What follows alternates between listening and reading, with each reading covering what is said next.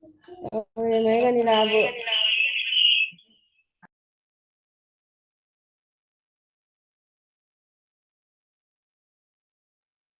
Selamat malam Ibu-Ibu, selamat datang kembali di Bimbel Harapan. Perkenalkan, nama saya Fitri sebagai moderator malam hari ini.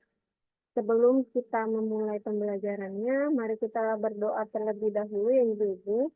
Berdoa menurut agama dan kepercayaan masing-masing. Berdoa dimulai.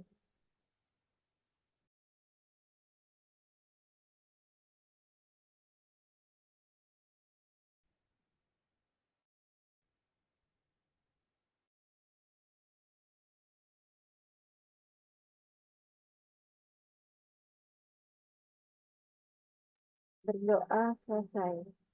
Ibu-Ibu, untuk pengajar malam hari ini ada Ibu Yesi Arisman. Izinkan saya untuk membacakan sisi dari Ibu Yesi Arisman. Bidan Yesi Arisman MTos, beliau lulusan dari S2 Terapan Kebidanan Poltekkes Kemenkes Semarang. Kemudian beliau bekerja menjadi dosen di Institut Kesehatan Medika Lubuk Pakam. Selanjutnya ada rundown acara yang dimana pertama ini ada opening pada pukul 18.45 sampai 19.00. Kemudian dilanjutkan dengan pembahasan soal 1 pada pukul 19.00 sampai 20.00. Kemudian dilakukan selanjutnya break pada pukul 20.00 sampai 20.15. Kemudian dilanjutkan kembali dengan pembahasan soal 2 pada pukul 20:15 sampai 21.00. Nah, untuk break di sini boleh digunakan untuk istirahat atau bisa digunakan untuk diskusi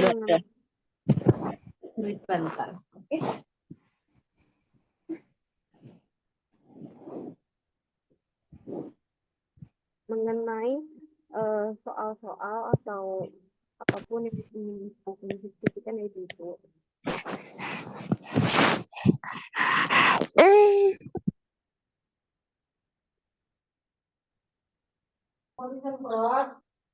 Kemudian untuk selanjutnya ada peraturan kelas. Yang pertama, nama peserta harus sesuai dengan yang tertera pada saat pendaftaran. Jika tidak sesuai, peserta akan diremove dari ruangan. Yang kedua, peserta hanya boleh menggunakan satu akun. Kemudian, peserta dapat bertanya melalui kolom chat dengan menggunakan format berikut seperti nama, institusi, dan pertanyaannya apa. Kemudian pengajar akan menjawab Q&A secara langsung saat break atau melalui grup WA tergantung referensi pengajar. Kemudian peserta dihimbau untuk menjawab soal-soal yang dibahas sebagai sarana latihan pribadi. Untuk itu saya kembalikan kepada Ibu Yesi. Selamat malam Ibu Yesi. Oke, selamat malam Ibu. Baik, Ibu, saya izin stop share screen ya Bu. Oke, silakan Ibu. Baik Ibu.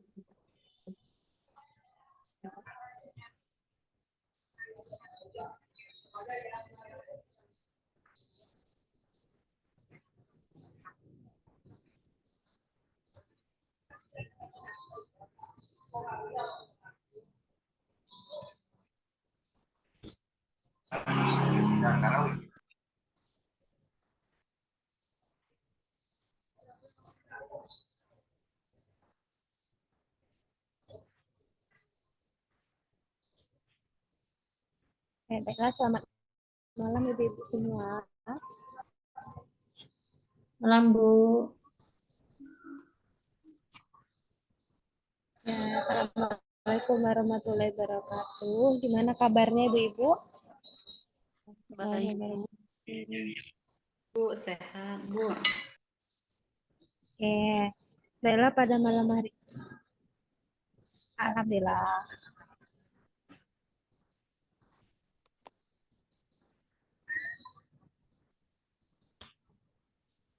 Oke. Baiklah Ibu-Ibu, pada malam hari ini kita akan melanjutkan pembahasan kita. Nah, pada malam hari ini itu mengenai bayi baru lahir. Saya share screen ya Ibu.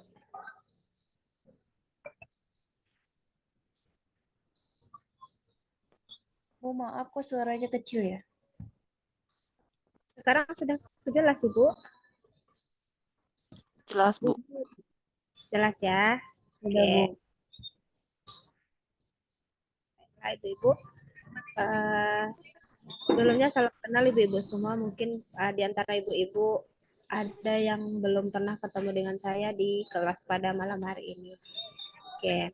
Baiklah, langsung saja Ibu-Ibu kita langsung masuk ke pembahasan soal. Untuk soal yang pertama, silahkan dijawab Ibu-Ibu. Begini, Bu. Begini, Bu, untuk satu soal biasanya diberikan waktu 45 detik untuk membaca soal dan 15 detik untuk menjawab soal di polling, Ibu. Nanti pollingnya akan saya munculkan, Ibu. Baik Ibu. Silakan Ibu-Ibu untuk dibaca dan ditelaah.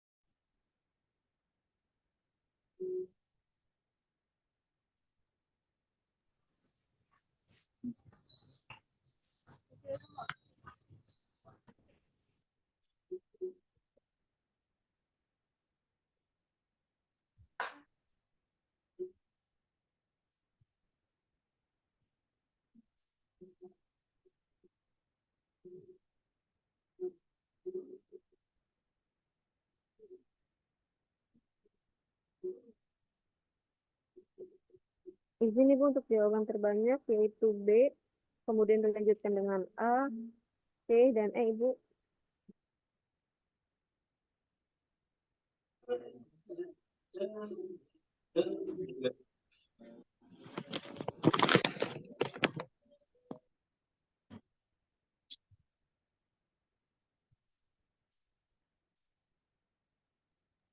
Mohon izin, Ibu, suaranya belum dinyalakan, Ibu.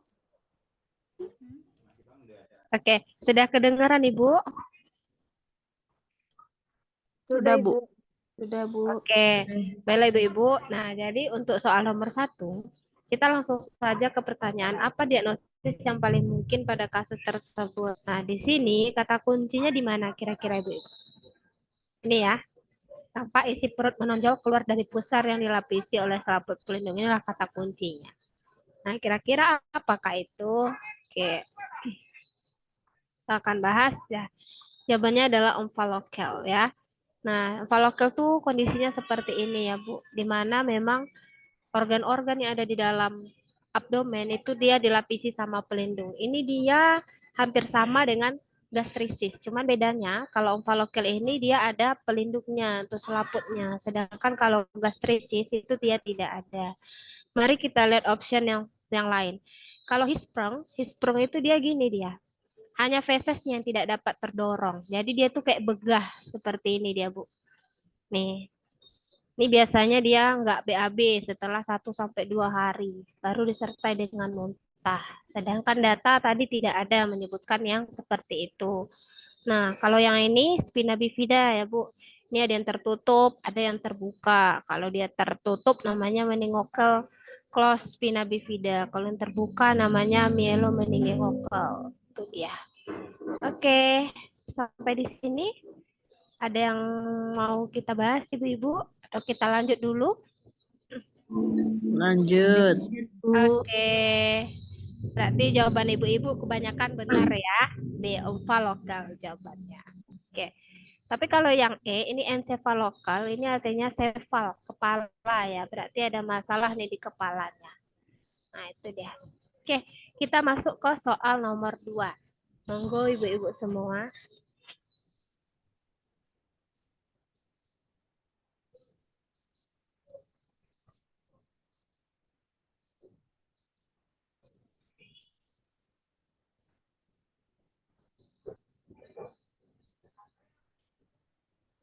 Seorang bayi perempuan lahir 6 jam yang lalu di rumah sakit.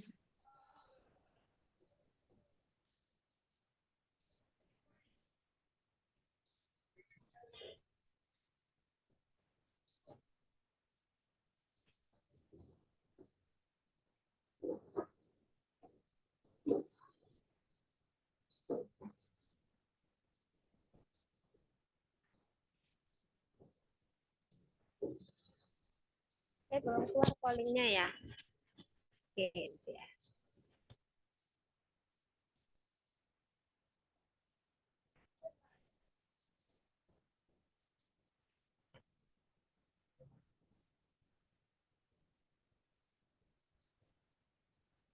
Di sini Bu untuk jawaban terbanyak yaitu A dan dilanjut dengan B, Bu. Oke, terima kasih Ibu.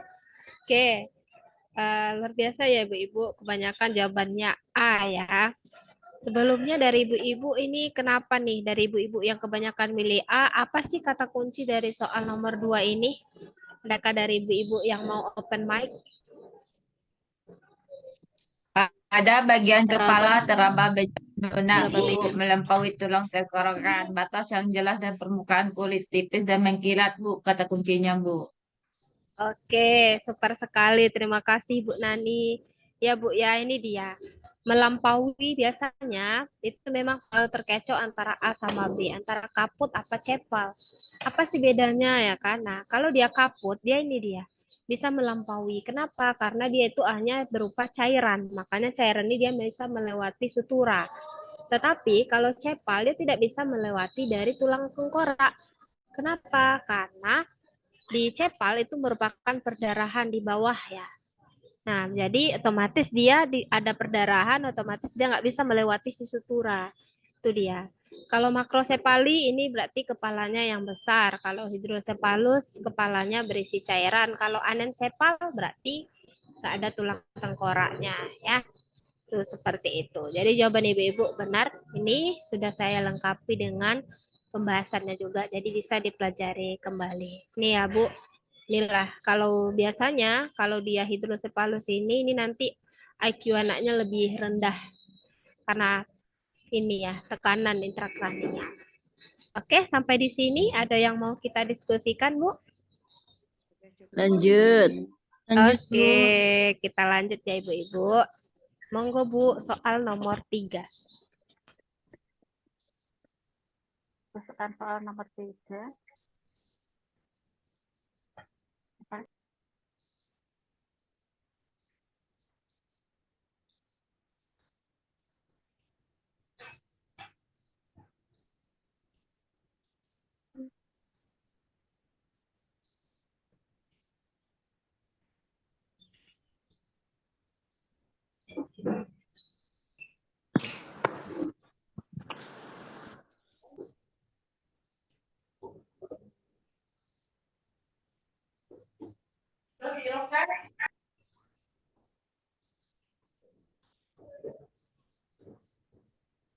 Kalau di chat ini banyak yang B nih, tapi kita lihat dulu hasil pollingnya ya. Oke, ternyata yang banyak milih itu B sama E ya, sedangkan Sebentar, Ibu. option A. Mohon maaf, tadi ada salah, Ibu. Maaf, ada kesalahan. Sebentar ya, Bu. Oke, Bu.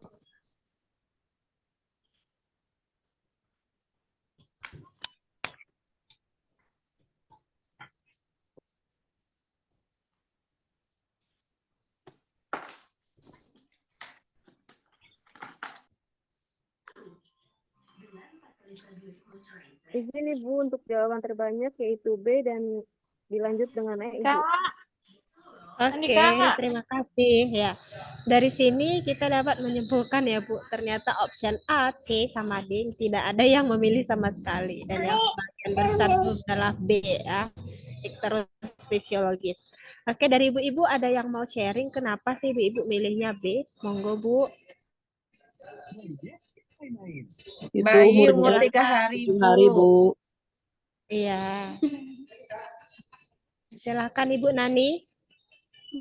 bayi umur 3 hari masih dikatakan masih ikterus fisiologis karena ikterus fisiologis dari umur 2 hari sampai 14 hari, Bu.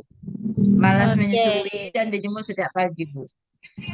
oke, terima kasih Bu Nani. Dari Bu Susi Andriani mungkin ada yang mau ditambahkan? Kenapa jawabannya B?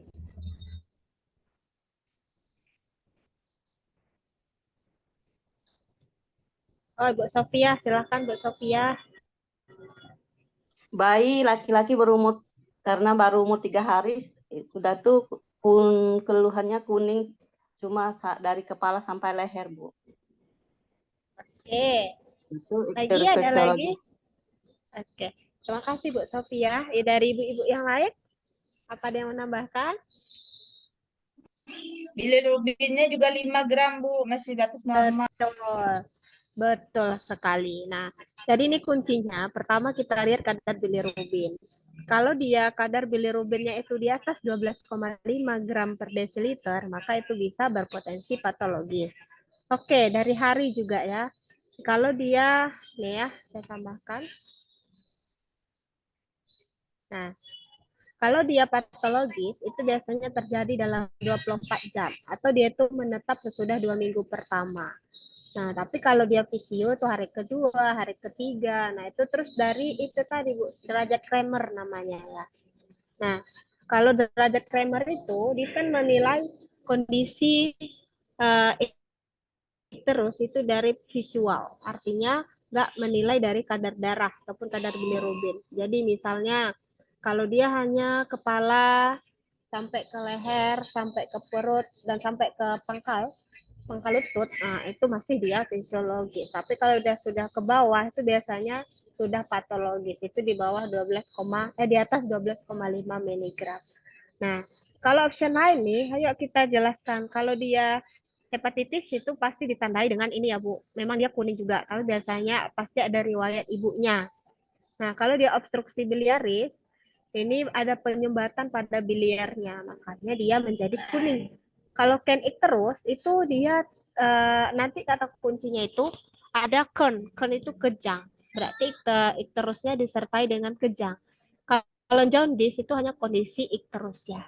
Ini saya tambahkan kode Ken terus ini itu disertai dengan kejang itu biasanya karena sindrom neurologik.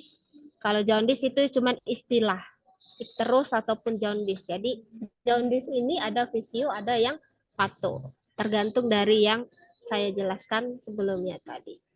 Oke Bu, sampai di sini ada yang mau didiskusikan? Lanjut. Oke, Bu, lanjut. Oke, izin Bu, bukannya kan iteres itu kalau iteresnya lebih dari 20 atau berapa gitu Bu ya? oke. Terima kasih Bu Novita. Nah, kalau kan terus itu kata kuncinya lebih ke soal itu kejang ya Bu. Bukan dari kadar. Tapi nanti akan kita cari langsung terkait. Sampai saat ini memang kalau setiap soal hukum, kalau ada kejang pasti jawabannya can iter. Seperti itu. Oke Bu, ada lagi? Makasih Bu. Sama-sama Bu Novita. Ada lagi Bu-Ibu yang mau didiskusikan untuk soal nomor 3?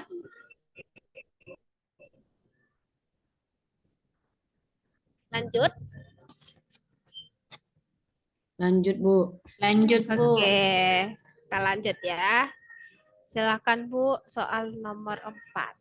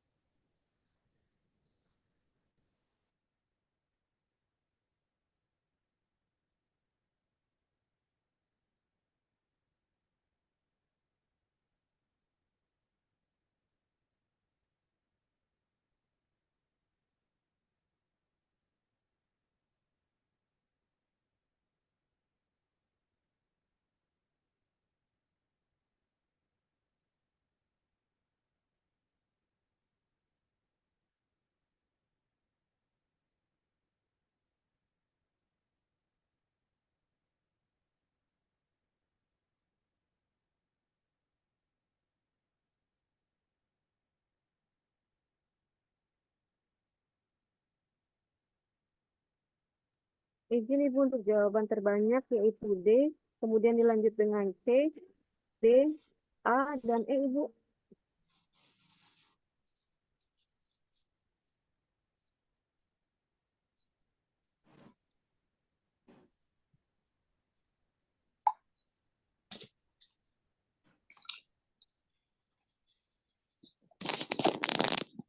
Ibu mohon maaf untuk mic-nya nggak dinyala tadi Bu. Oke. Sudah kedengaran Ibu-ibu? Sudah, pollingnya belum keluar, Bu. Oke. Nah, ini ya Bu, kita bahas. Nah, ini dia derajat ikterik. Derajat ikterik menurut Kramer.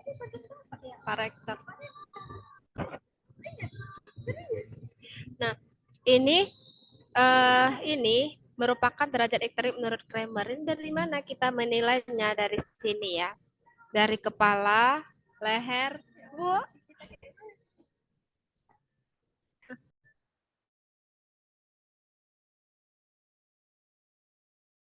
Nah, ini dari ini ya. Derajat berapa? Ini dilihat dari keyword dia tuh dari kepala, leher, badan bagian bawah sama tungkai. Nah, itu berarti dari mana dia?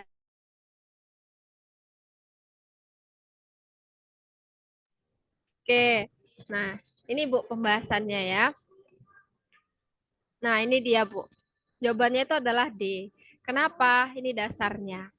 Kalau misalnya nomor 1 itu kepala sama leher, itu berarti kadarnya itu diperkirakan adalah 5 mg per set. Nah, kalau dia kepala sama leher dan juga ditambah dengan dada ya kan, itu dia 9. Nah, jadi itu Bu, gampang aja sih Bu. Ini 1 ya, leher 1, baru nanti dada ke perut 2, baru nanti 3-nya itu di lutut, 4-nya itu di pergelangan kaki, 5 di seluruh badan. Nah, jadi kapan dia itu dikatakan pato? Itu tadi ketika dia sudah di atas 12,5 gram, yaitu apabila dia itu sudah ini derajat Kramer 5. Begitu. Jadi ini adalah cara bidan ini Bu. Misal kita di PMB ya kan kita nggak ada tuh memeriksa alat untuk meriksa berapa sih kadar bilirubinnya ya kan. Jadi kita bisa menggunakan sistem derajat Kramer ini. Itu Ibu-ibu. Ada yang perlu didiskusikan untuk soal nomor ini?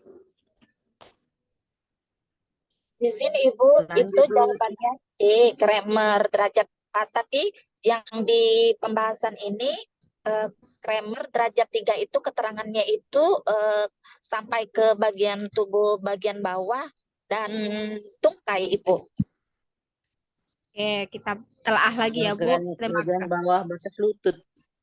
Oke, bentar ya Bu, kita telaah lagi.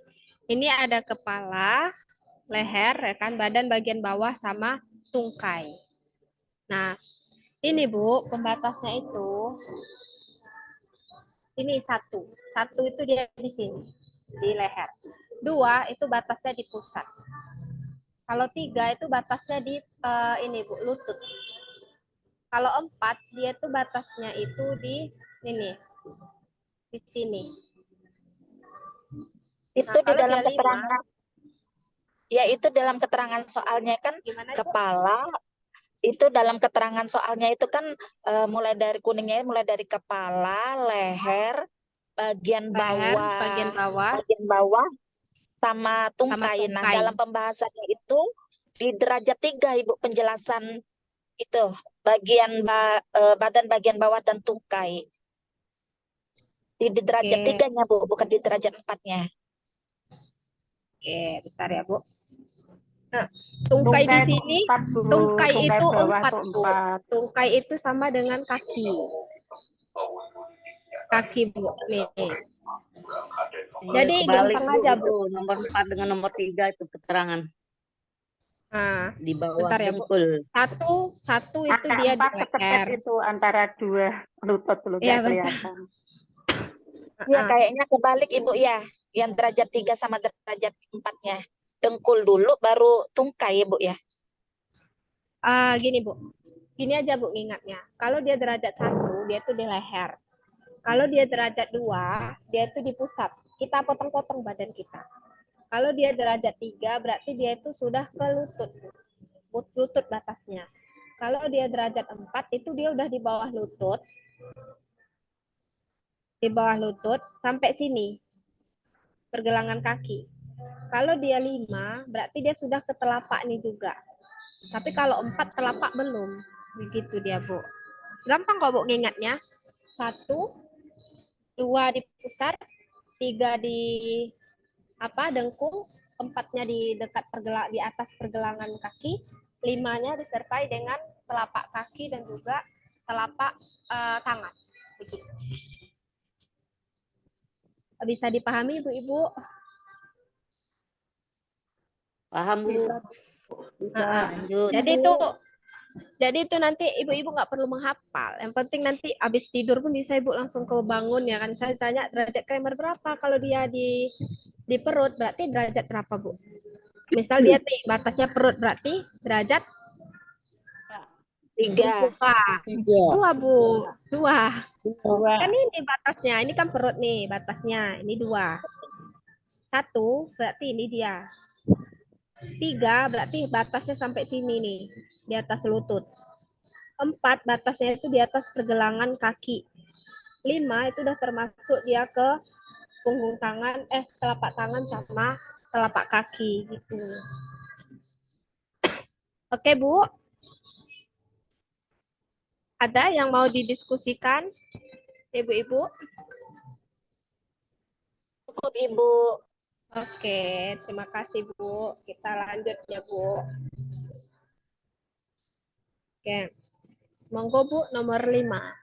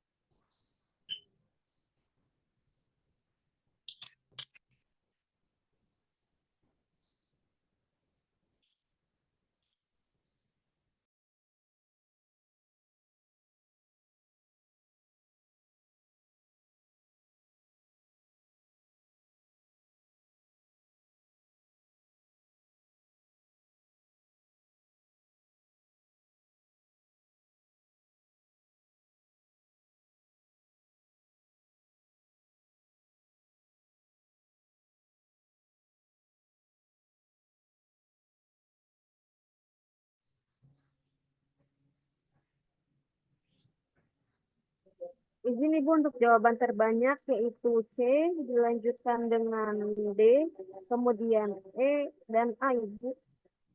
Oke, terima kasih Bu. Nah, di antara ibu-ibu yang milih C, kira-kira kenapa nih alasannya Bu? Monggo ibu-ibu bidan hebat.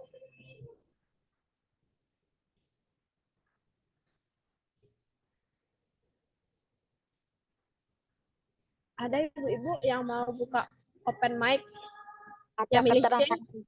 ada keterangannya bilirubin indirectnya 1,4 mg per desiliter kurang dari 5. Kurang dari 5 mg per desiliter. Kemudian ada tampak kuning dan nampak kuningnya itu lewat dari 24 jam pasca lahir. Oke, terima kasih Bu.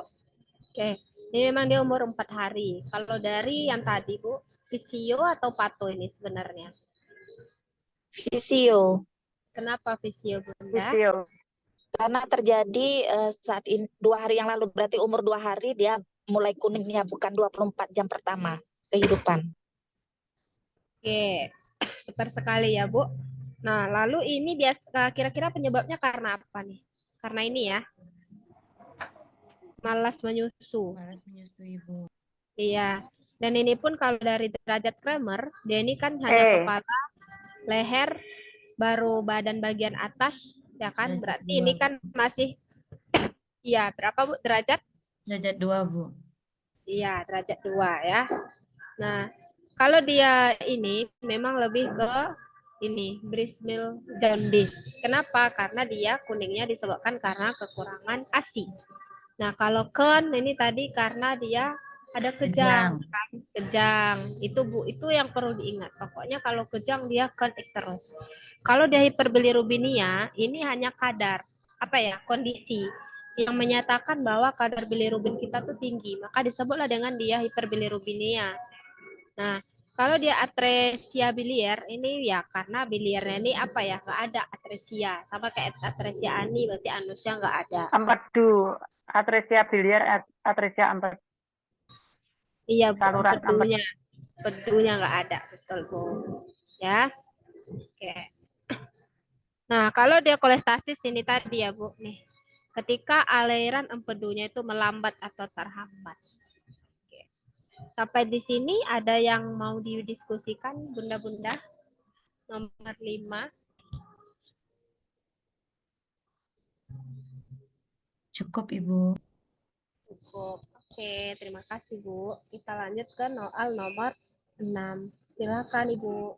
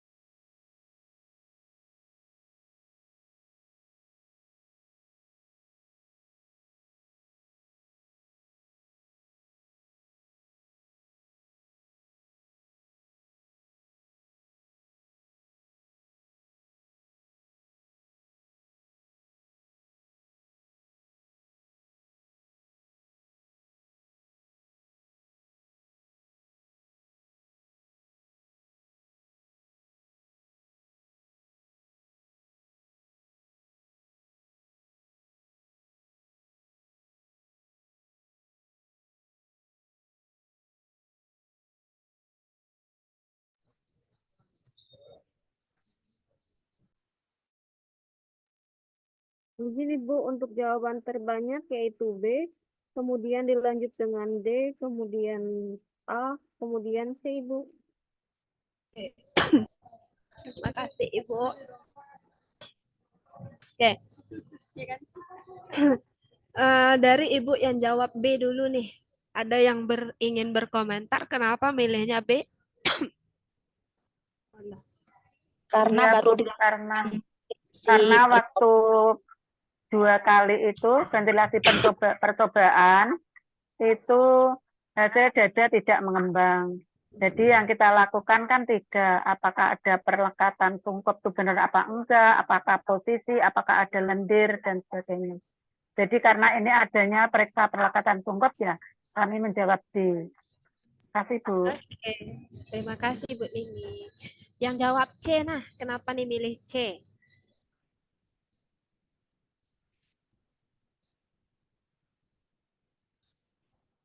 Ada ibu-ibu yang milih C tadi?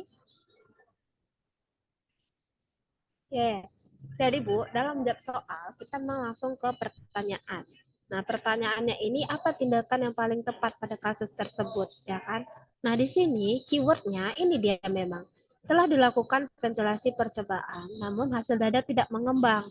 Nah, kalau misalnya kita pilih langsung PTP, ini kan belum bisa ya Bu. Kenapa? Ya karena ventilasi percobaan aja sudah gagal. Gimana kita mau melanjutkan? Nanti sia-sia, ya kan? Kalau kita langsung lakukan kompresi dada, nah ini dalam SOP yang terbaru untuk bayi itu sudah tidak ada lagi kompresi dada. Itu hanya VTP aja yang dilakukan. Karena memang kompresi dada ini meningkatkan resiko ruptur, ya kan? Lalu kalau dia rangsang taktil ini hanya langkah awal resusitasi, jaga kehangatan, ya kan Bu, hisap lendir. Nah, kalau dia oksigen, ini nggak teratasi masalahnya ini. Karena apa ini ya sebenarnya masalah di sini. Maka jawabannya paling tepat adalah yang B, perlekatan sungkup. Nah ini ya Bu, cara melekatkan sungkup yang terbaik itu ya, dia itu kayak membentuk huruf C. Jadi tutup antara mulut sama hidungnya. Jadi bukan di hidungnya aja atau mulutnya aja. Apalagi ada rongga di sini, jadi harus tertutup semua. Ya Bu, sampai di sini ada yang mau didiskusikan? Cukup Lanjut, Ibu. Ngerti, Bu. Oke, terima kasih Bu. Kita lanjut ke soal nomor 7. Silakan Ibu-ibu.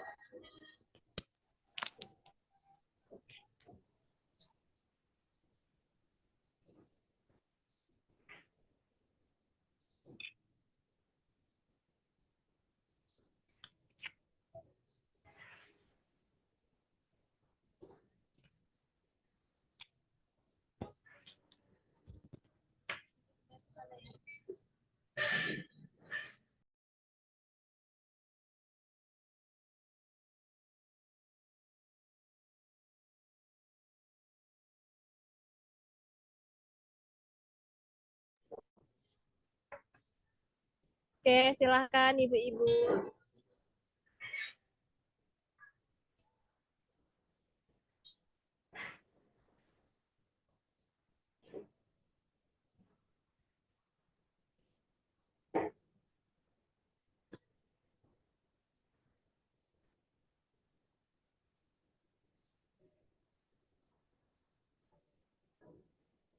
Di sini Bu untuk jawaban terbanyak yaitu A, kemudian D dan E Ibu. Oke, terima kasih Bu.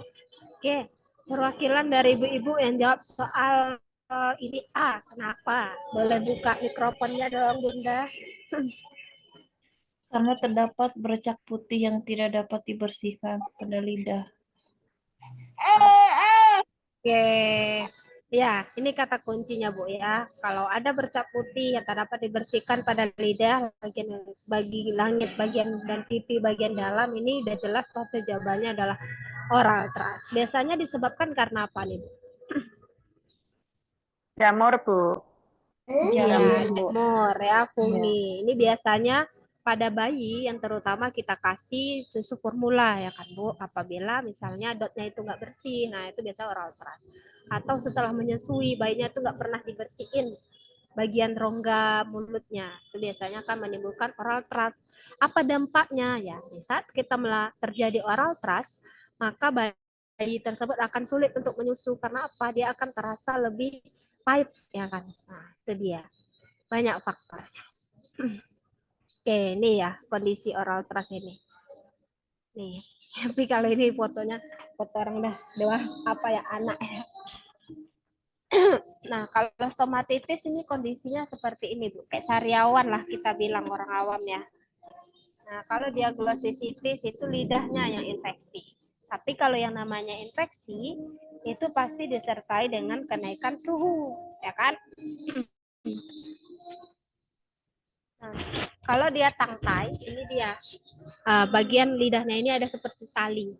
Nah, ini biasanya akan mengganggu nanti pada saat menyusui ini. Nah, kalau gingivitis ini radang pada gusi ini biasanya berdarah.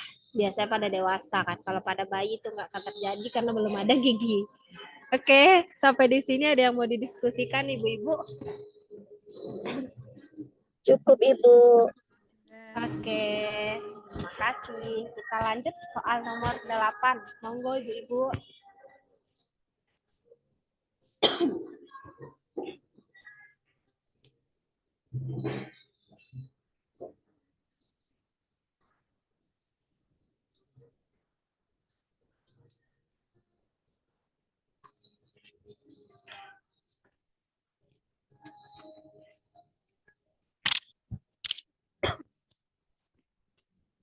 Ibu-ibu.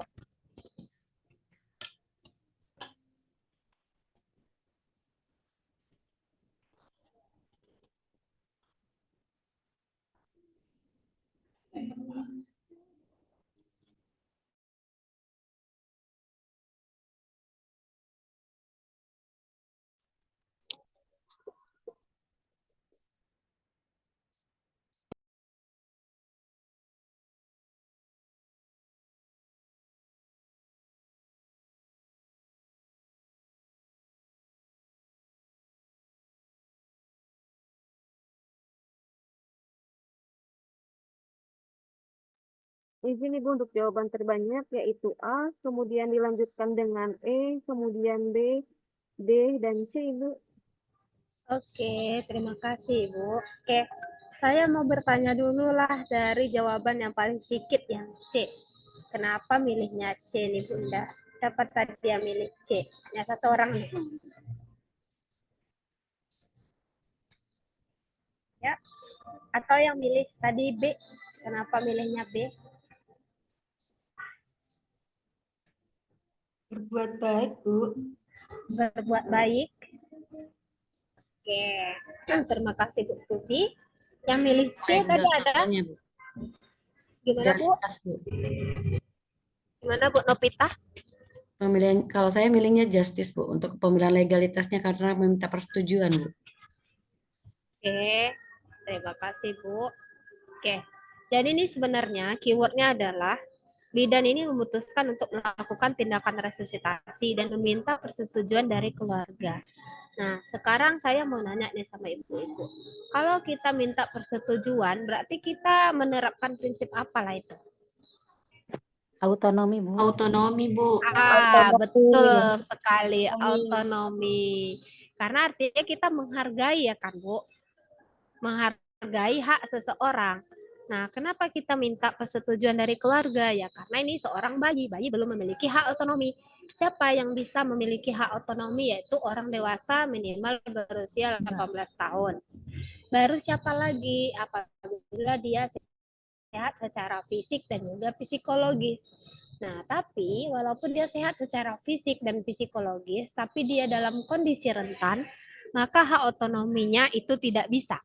Kenapa? Misal contohnya ya, ibu yang sedang bersalin. Ibu ini kan sebenarnya fisiologis ya, tapi ibu ini dalam kondisi yang dia itu kesakitan.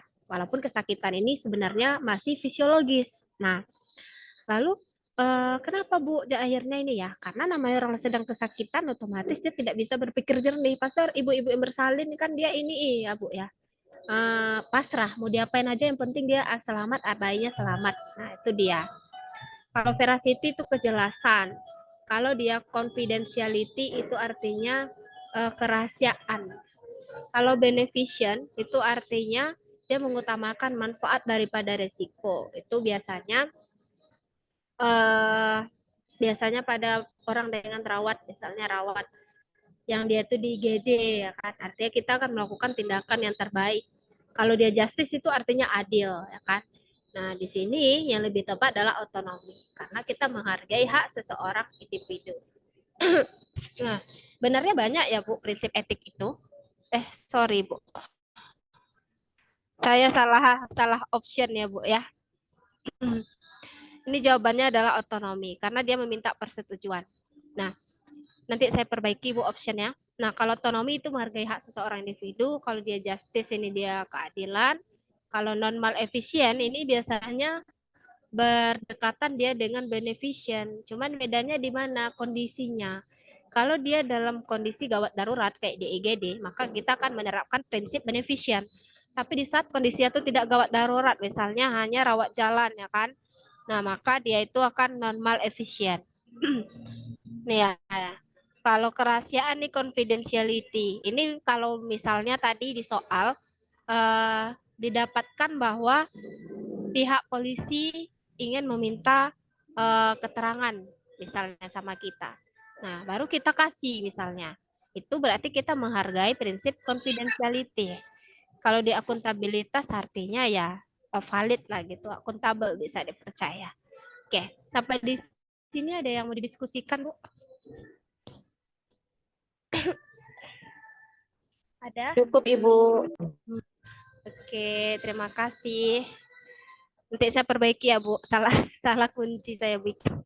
Oke, silahkan Bu, nomor 9.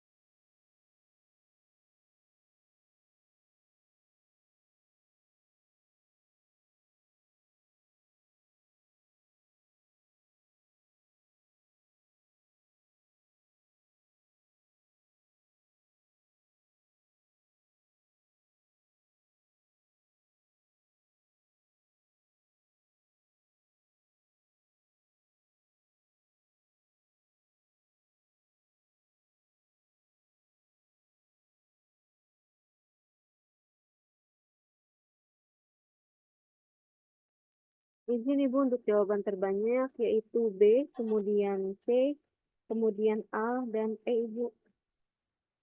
Oke, terima kasih Bu. Silakan ibu-ibu yang milih jawaban B nih yang terbanyak. Kenapa sih milihnya B bukan malah D nggak ada nih yang milih. Ayo silakan Bu.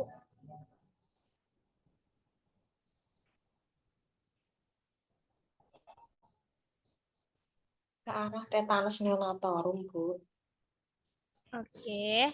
Lalu Bu, kenapa ibu milihnya B tadi ya? Kenapa? Iya, karena yang bisa nangani rumah sakit. Dan pemikiran saya, dirujuk ini dengan semua tindakan. Maksudnya kalau mungkin pertanyaannya tindakan awal mungkin bisa pasang sudip lidah, tapi karena ini tidak ada pertanyaan tindakan awal, itu nggih, saya milih yang jawaban lebih luas rujuk ke rumah sakit.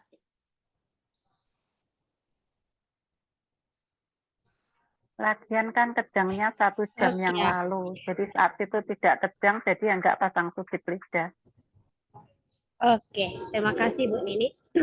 Ya, jadi ini memang kata kuncinya. Pertama ya dari soal dulu, apa tindakan yang paling tepat pada kasus tersebut. Nah, memang dari tanda dan gejala ini merupakan dan nampak mulai mencucu ini sudah pasti tetanus neonatorum. Nah, apalagi dilengkapi dengan data ini ya, ini perut terabas, seperti papan. Ini karena ini ya, karena dia ini persalinan dengan dukun, ya kan? Nah, ini kejadiannya di mana? Puskes. Jadi dalam kata kunci ini Bu, ada yang namanya tindakan yang paling tepat, ada yang namanya tindakan awal. Nah, kalau dia tindakan awal, mungkin bisa kita kasih dia beri oksigen. Tapi kalau tindakan yang paling tepat, maka kita pilih apa yang paling tepat ya. Memang rujuk, karena di puskes tidak bisa ditangani ini. Kalau bersihkan tali pusat ya kelamaan ya kan Bu, baru nanti tiba-tiba kejang lagi, makin parah. Antipiretik, ya memang dia suhunya tinggi sih ya kan. Tapi bukan karena suhunya tinggi penyebab kasus ini ya kan, tapi karena tetanus. Kalau pasang sudut lidah ini betul, ini tindakan. Nah, iya Bu, belum punya gigi. Nggak akan, benar. Jadi nggak efektif ya Bu. Untuk apa kita kasih ya kan nggak akan tergigit juga lidahnya. Betul. Oke, sampai di sini ada yang mau kita bahas Ibu-ibu? Clear? Lanjut, Bu. Lanjut, Bu. Oke, lanjut ya, clear ya. Nih, saya tambahkan ya. Nih, cara mencegahnya tuh dengan imunisasi TP ya kan. Nah, ibu-ibu sudah lebih paham lah ini TP. Oke, soal nomor 10, monggo Bu.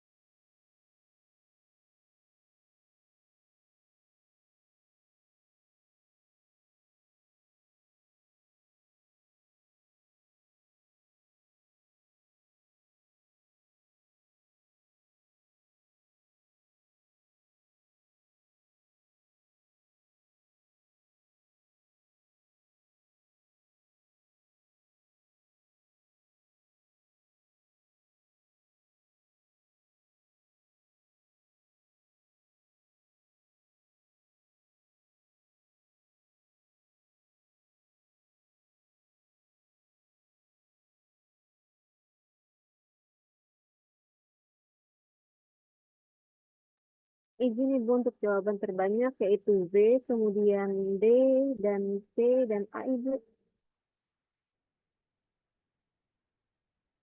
Oke, nah, kenapa sih banyak yang milih B? Ada yang bisa berkomentar?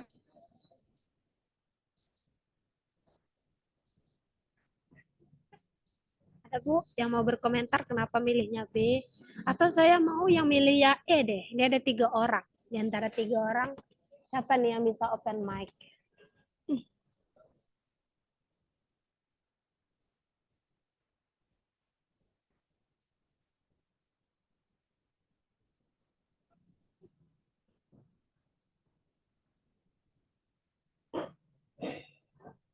Ayo ibu-ibu, ada yang mau berkomentar? Bu Sofia nih yang dari tadi raise hand, silahkan Bu. Karena bayi tersebut dalam keadaan labioskisis, yaitu bibir sumbing sampai ke langit-langit, jadi tidak bisa menyusu langsung, jadi menggunakan Bibir sendok, Bu. sumbing. Labioskisis ya bibir sumbing. Ada lagi ibu? Ibu-ibu yang Ah, lain Bu, ada? menyusul langsung, Bu. Bu, Kenapa, Bu? menyusul langsung Menyusul karena langsung. itu tingkat keparahannya tidak ada dijelaskan di situ, Bu. Oke. Tapi kalau labioskisis itu kan bibir sumbing sampai ke langit-langit. Oke. Labiopalato Enggak, itu, Bu. labiostesis itu hanya bibir sumbing saja. Kalau Iya. labiopalastosis sampai langit-langit. Oke, terima kasih Bu Ibu. Ya, pertama benar, labioskisis itu hanya bibir sumbing. Kalau dia palato, baru dia sampai ke langit-langit. Oke. Nah, sekarang masalahnya, kalau dia menyusul langsung, apakah bibir sumbing akan efektif?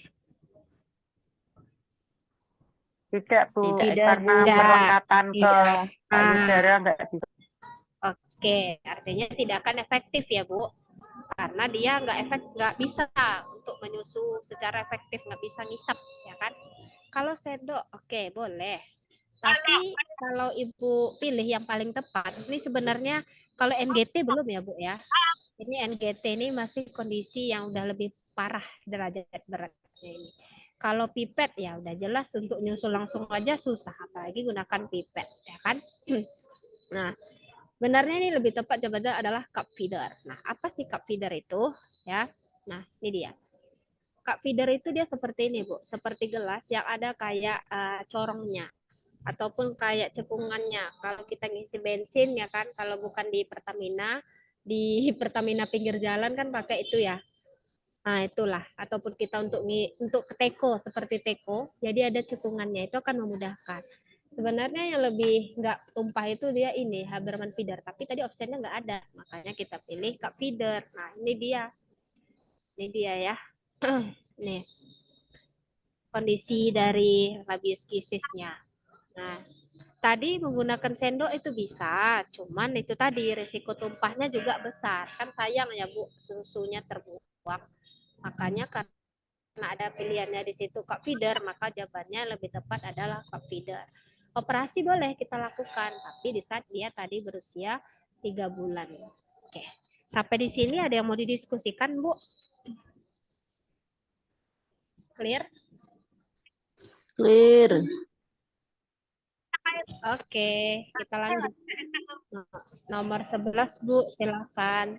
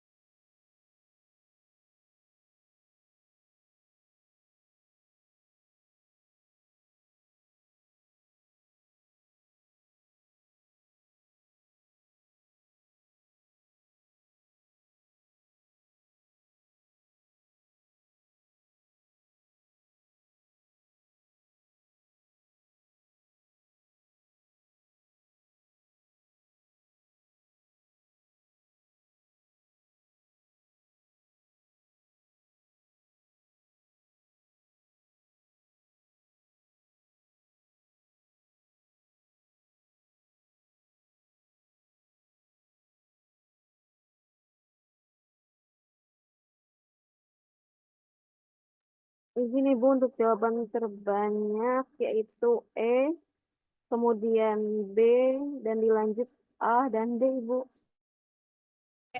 Terima kasih, Bu. Kenapa sih Ibu-ibu banyak milih E?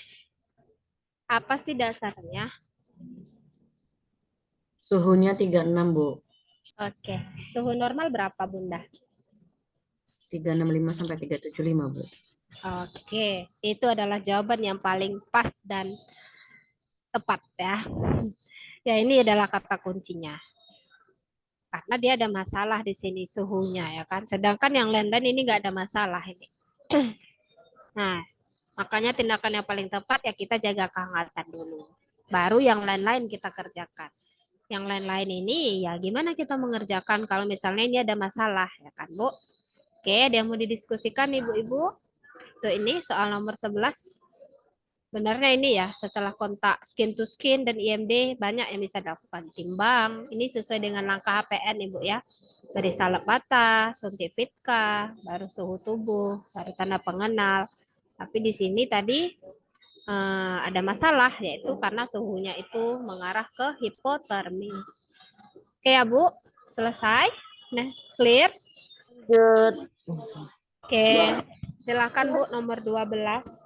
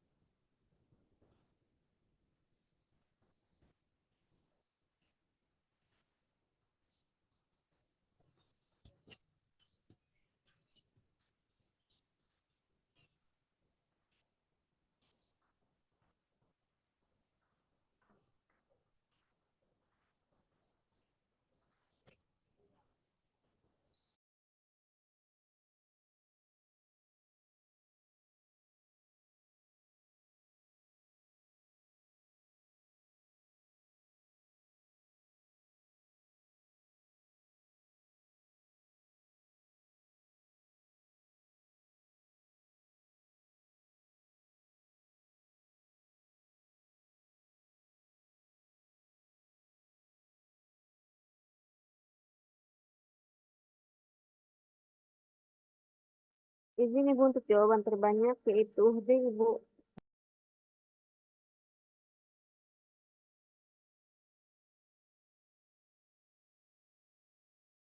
Oke, sepertinya ini bulat ya suaranya. Bulatnya itu milihnya D. Kenapa Bu? Kira-kira keywordnya apa? Bulat lah.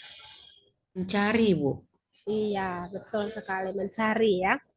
Udah jelas ya Bu. Ini adalah refleks yang paling pertama sekali dilakukan oleh bayi baru lahir, yaitu di saat IMD. Nah, kalau swallow apa Bu? Menelan. Iya, Menelan, swallow Bu. menelan. Tonic neck? Eh, menoleh ya. Iya, menoleh ke kanan, ke kiri itu tonic neck. Kalau dia moro? Gerakan tangan itu loh, Bu. Iya, menepuk ya, kejutan, Iya. terkejut. Jadi di saat kita tepuk, terkejut ya. Baru dia kalau dia routing, itu mencari ya. Nah, kalau dia sucking, itu dia mengisap. Oke. Sampai di sini ada yang mau didiskusikan, Ibu-Ibu?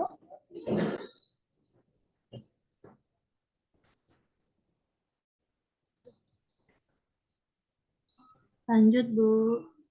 Oke, lanjut nomor 13.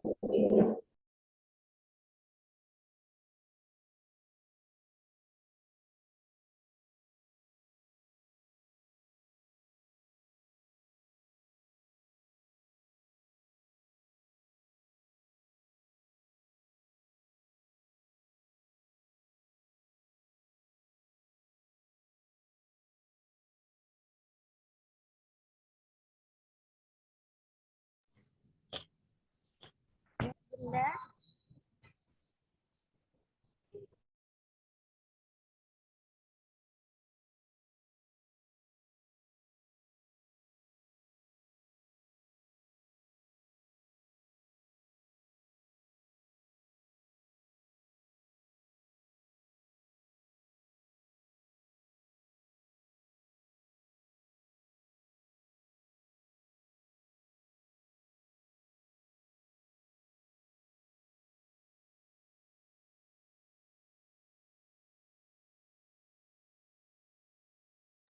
Izin Ibu untuk jawaban terbanyak yaitu D, kemudian dilanjut dengan E dan A, kemudian C, Ibu.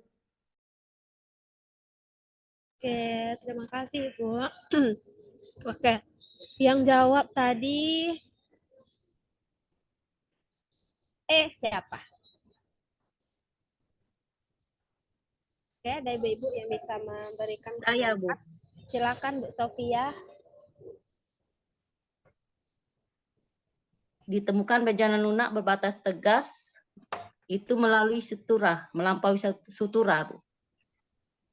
Dan sulit digerakkan, sama dengan tadi soalnya. Oke, ya. Nah, ini dia memang kata kuncinya di sini ya. Dia ini berbatas tegas, tapi dia melampaui sutura dan sulit digerakkan. Yang penting, beda antara caput sama cepal. Kalau dia kaput, itu dia melampaui sutura. Bentar ya Bu, saya cas dulu.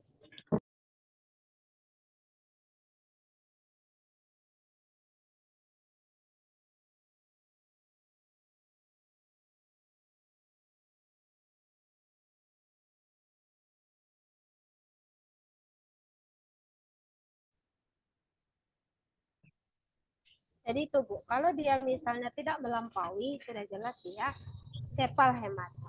Kalau dia encefalitis, biasanya itu suhunya sudah pasti tinggi. Karena apa? Terjadi infeksi, ya kan Bu? Kalau dia cepalgia, biasanya cuma sakit kepala. Kalau hidrosepalus ya tadi, pasti ada maaf Bu, suaranya agak kerasa. Kedengaran Bu suaranya? Iya Bu, ini baru kedengeran. Oke. Nah, kalau dia hidrosepalus sudah pasti ada kata kuncinya bahwa kepalanya tuh besar, kan Bu? Nah, itu dia. Jadi sudah pasti jawabannya adalah si E, kaput succedeno. Clear Bu? Ini kadang nih terjebak soalnya di sini ya Bu ya.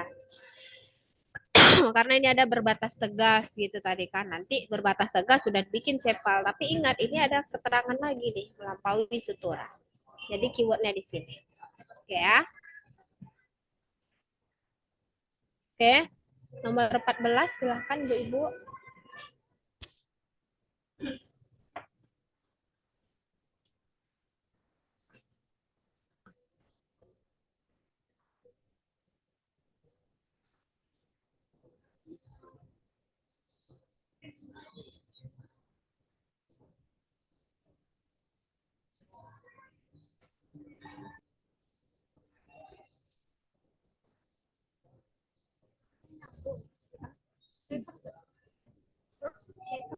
Bukan.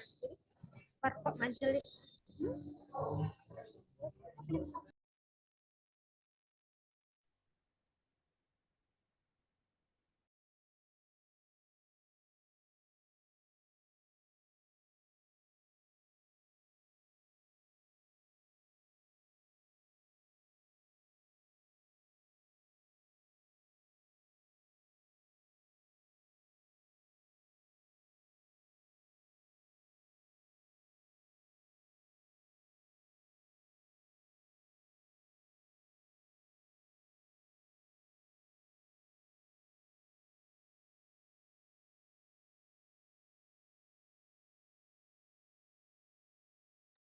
Izin Ibu untuk jawaban terbanyak yaitu D, kemudian B, kemudian E, kemudian A, dan C Ibu.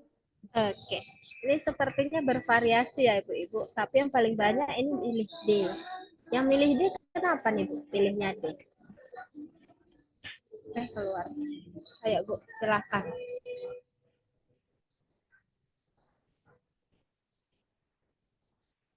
Ya. Ini kata kuncinya adalah ini ya, kulit mata menguning, refleks saking lemah, abdomen membengkak nih seperti yang tampak pada gambar, kan pusar menonjol. Kira-kira apa ya? D, Bu. Ya. Iya, sindrom hipotiroid ya.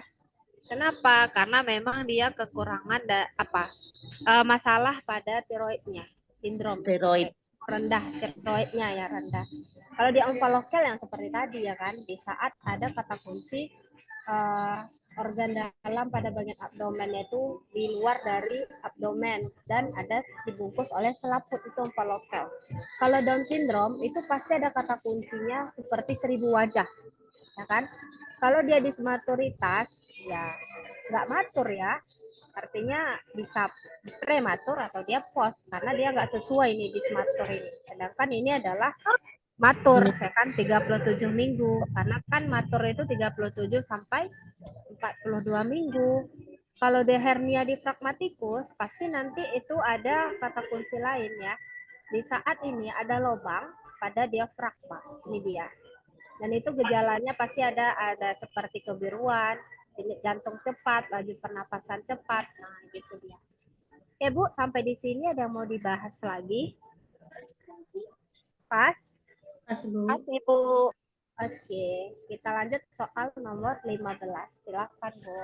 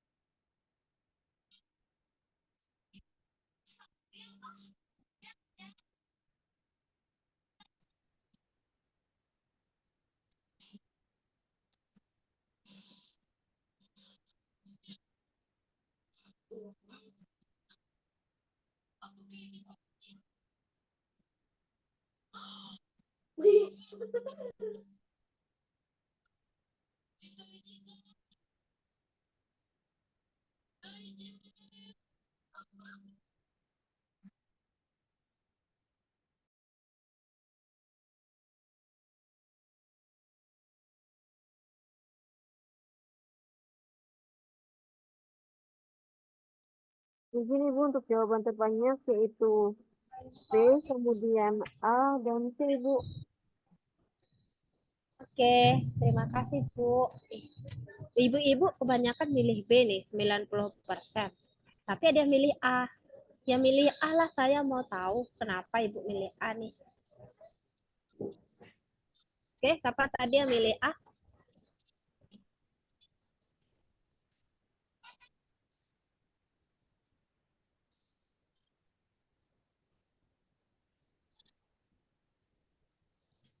Mari Ibu. Atau yang milih B lah. Tadi 90%. Kenapa milihnya B?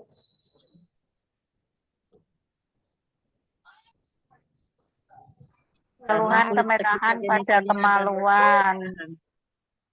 Oke. BAK, BAB. Iya, ini ya Bu. Kata kuncinya adalah keluhan kemerahan pada kemaluan dan juga kulit sekitar genitalia dan bokong kemerahan. Nah, ini sudah pasti jawabannya diaperas. Kenapa? Atau disebut juga dengan mempopok. Mempopok ya, Bu, ya. Nah, itu karena apa? Karena biasanya Udah diem aja sini, mau kemana kamu? Nah, biasanya ini dia ini karena misal sudah basah nih popoknya tapi nggak diganti atau sudah basah nih apanya celana dalam daripada bayinya tapi nggak diganti, itulah biasanya menyebabkan dia peras, dia lecet dia ya kan. Kalau dia Mongolian spot ini disebut juga dengan bercak Mongol ya. Ini disebut juga dengan tanda lahir, biasa kayak kebiruan. Kalau dia erythema sama hemangioma ini, hemangioma gini lah ya. Saya bahas nih. Nah, erythema dia seperti ini dia. Nah, kalau rampopok dia ke di sini dia. Nah, nih, kalau hemangioma tadi dia itu kayak ada kutil ya. Kutil dia. Dan ini kayak ada tumor. Kan semua jenis bengkak itu sebenarnya tumor ya kan. Cuman bedanya kalau dia jinak ya tumor jinak. Kalau misalnya dia menyebar menjadi ganas ya jadinya kanker. Oke Bu, sampai di sini clear atau yang mau didiskusikan? Clear, Bu. Oke, kita lanjut nomor 16. Silakan Ibu-ibu.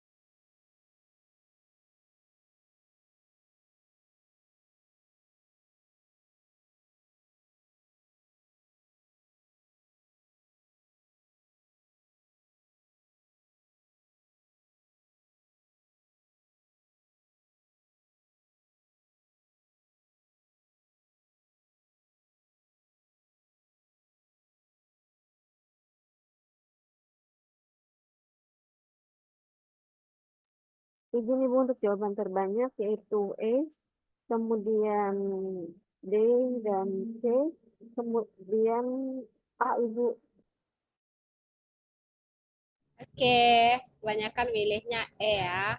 Ya, ini sebenarnya kata kuncinya karena ini ya Bu, terdengar suara menelan. Itu aja ya.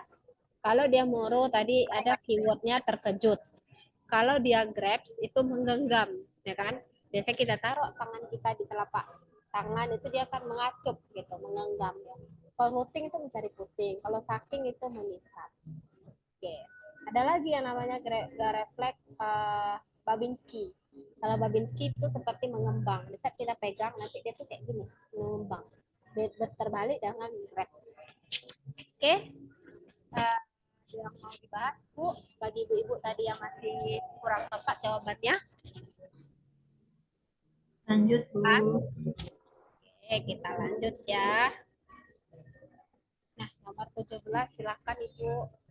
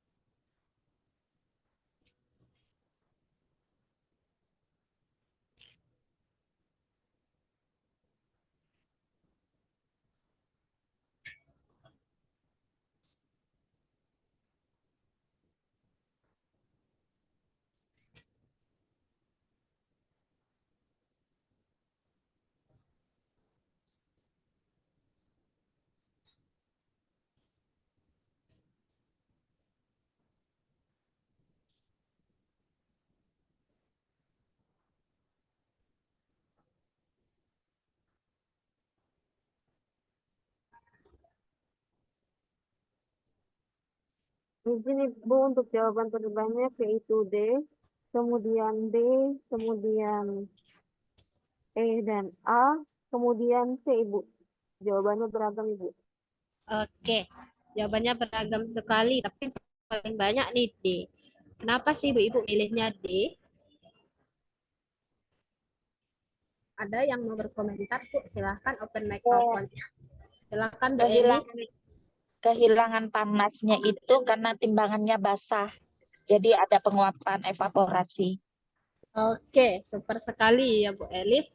Nah, jadi ini memang kata kuncinya karena gini ya, penimbangannya itu basah karena bayinya BAK. Kira-kira kalau dia menguap apa? Nah, pasti jawabannya adalah evaporasi. Apa sih bedanya ya? Kalau dia konveksi, itu biasanya terpapar udara sekitar yang lebih dingin. Misal gini, Bu. Kena aliran dari kipas angin, kena aliran dari AC, itu konveksi. Kalau dia konduksi, itu biasanya kontak langsung. Misal bayi dekat sama batu es, ya kan? Atau mungkin ibunya baru siap mandi, dingin-dingin, kontak sama bayi. Maka itu konduksi. Ada kontak di situ, ada perantara media.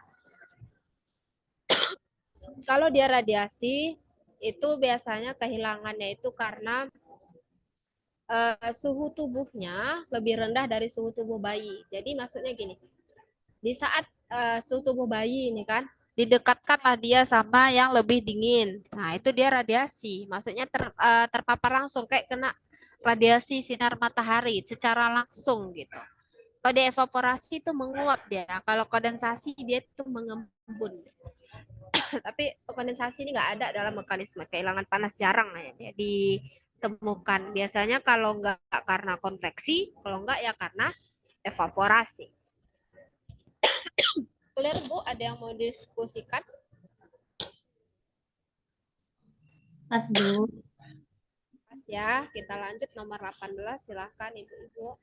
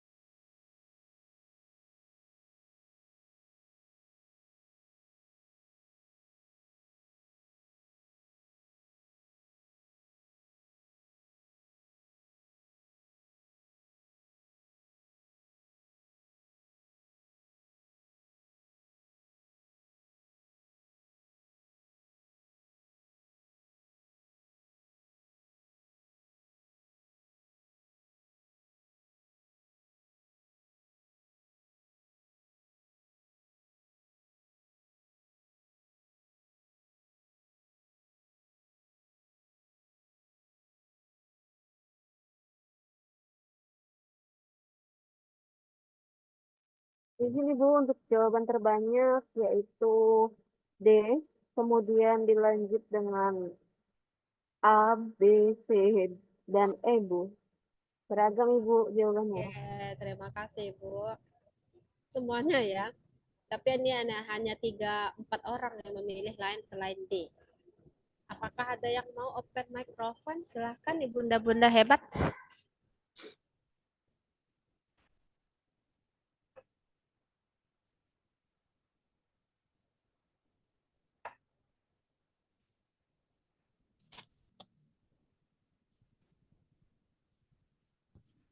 Karena bercak putih pada lidah laki-laki dan pipi bagian dalam, Bu. Oke, Biasanya ya. itu karena kandidiasis, Bu. Iya. Oke. Kandidiasis ya. Ini biasanya karena ini ya Bu, jamur ya kan. Nah, ini dia. Jawabannya benar, kandidiasis. Kalau dia gingivitis, stomatitis itu biasanya disertai dengan infeksi, ya kan? Kalau dia regurgitasi itu biasanya ini seperti GERD ya Bu ya. Di saat makanannya itu kembali ke kerongkongan, jadi kayak terasa agak pahit gitu, regurgitasi. Kalau dia gingivitis yang seperti tadi, peradangan gusi, disertai dengan bengkak, bahkan nanti ada darah kan. Kalau dia angiodema itu biasanya pembengkakan pada lapisan dalam dari kulit, nggak pengaruh. Jadi kalau ada kata kunci ini sudah jelas jawabannya adalah kandidiasis. Kalau dia ada pasti jawabannya itu karena ada infeksi ya kan, pasti disertai dengan suhu yang meningkat dan tinggi. Oke Bu, ada yang mau didiskusikan? Pas? Pas, Bu. Oke. Ibu boleh lah ini sambil ngopi ya kan, biar nggak ngantuk. Tapi kita tinggal dikit lagi ya. Nomor 19 silahkan Bu.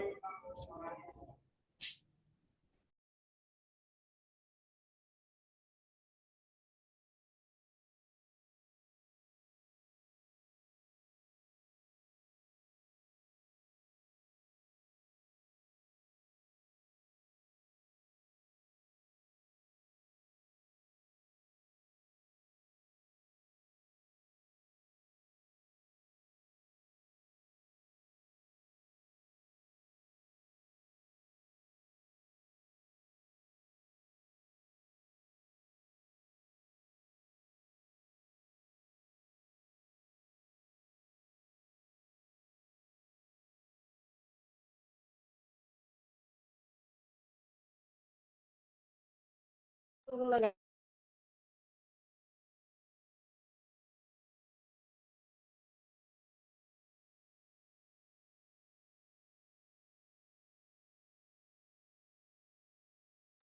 sini Bu untuk jawaban terbanyak yaitu D, kemudian E, dan A Ibu. Oke, terima kasih Ibu-Ibu. Kebanyakan jawabannya D ya, baru E. D, hipotermi. Oke, kenapa sih Ibu-Ibu milih D? Suhunya 363 Bu bayinya. Oke, suhunya 36,3. Tapi ini ditanya masalah potensial deh, Bu. Kira-kira masalah potensialnya apa?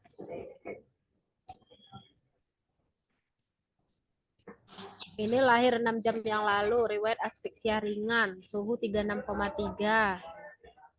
Berat badannya 3.900. Panjang badan 46, balar skor 35, ini masih normal ya. Bayi telah diberikan vitamin K, ya benar. Jadi ini masalah potensialnya adalah hipotermi. Karena memang dari suhunya adalah 36,3, 0,2 ya, 2 derajat lebih rendah dari suhu normal biasanya. Kalau dia ulcerasi daerah penyuntikan, ya benar. Tapi yang lebih tepatnya di sini datanya adalah karena suhu ini ya. Kalau di ikterus nggak ada data pendukung yang menyebutkan bahwa seseorang itu akan ikterus, ya kan?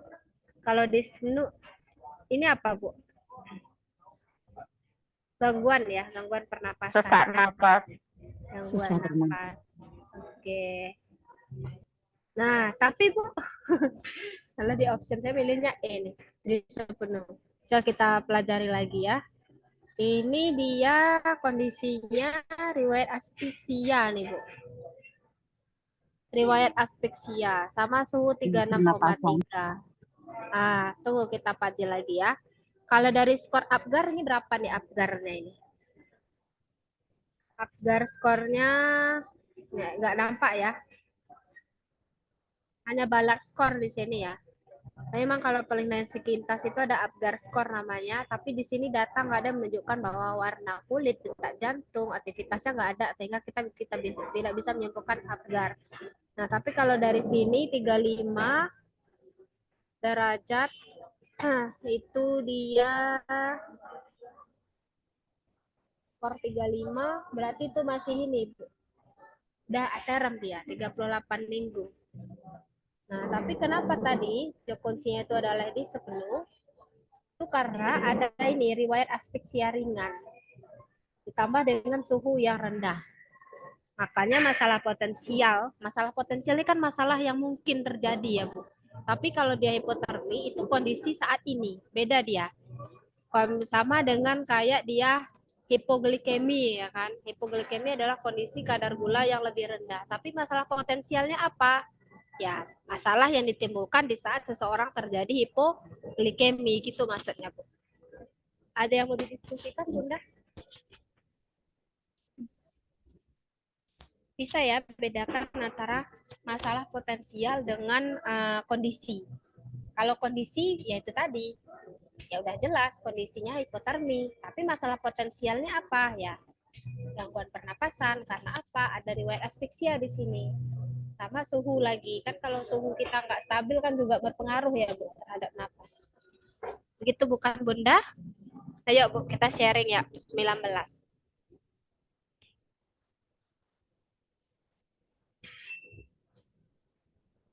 Bisa, Bu? Sepakat? Ada yang mau didiskusikan? Sepakat ya. Kita lanjut ya. Oke. Kita lanjut ke soal yang terakhir di malam ini 20. Silahkan, Bunda.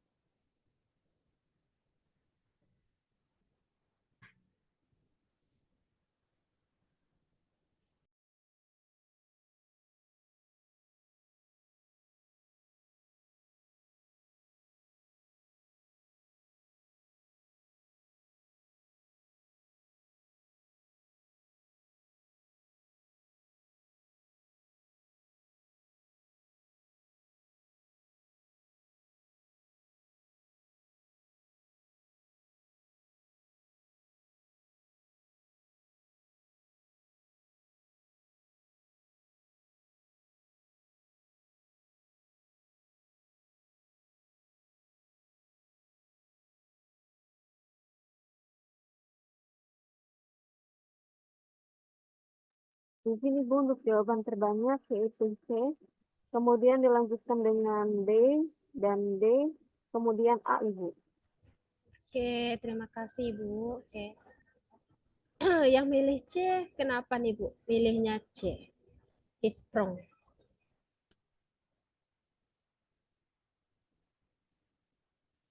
Oke, ini sebenarnya Bu kata kuncinya di sini ya. Tanpa isi perut menonjol keluar, tidak dilapisi oleh selaput pelindung.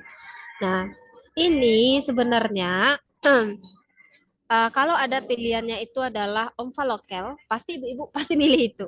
Tapi ingat di sini ada kata kunci. Benar. Tapi di sini ingat Bu, ini nggak ada yang kalau omfalokel dia itu tadi kan dia ada pelindungnya ya, kayak ada selaputnya. Tapi ini nggak ada pelindungnya. Kalau nggak ada pelindungnya itu disebut dengan gastroskisis. Nah, kalau di atresia ani pasti ada kata kuncinya, nggak ada anusnya. Misal BAB-nya tidak ada, ya kan? Bayinya pun kuning biasanya. Itu atresia ani. Dan bayinya pun begah, bahkan mau muntah. Kalau dia Hirschsprung itu tadi dia cuman seperti bengkak gitu kan. Perutnya kayak membegah gitu. Sama tadi nggak ada BAB juga, sama seperti mau mual, cuman bedanya kalau Hirschsprung ini dia nggak ada organ yang di luar.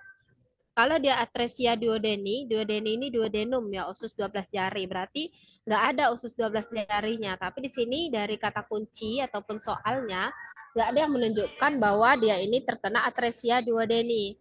Kalau dia atresia esofagus ya tambah nggak ada lagi ya Bu, nggak ada masalah pada esofagusnya di sini. Maka jawaban paling tepat adalah gastroschisis. Seperti inilah Bu. Jadi ini memang murni organ-organnya ini di luar, nggak ada pelindungnya sama sekali. Kalau omphalocele ada pelindung, itu aja bedanya. Oke Bu, sampai di sini ada yang mau dibahas atau didiskusikan dari soal nomor 1 sampai soal nomor 20? Silakan Bunda.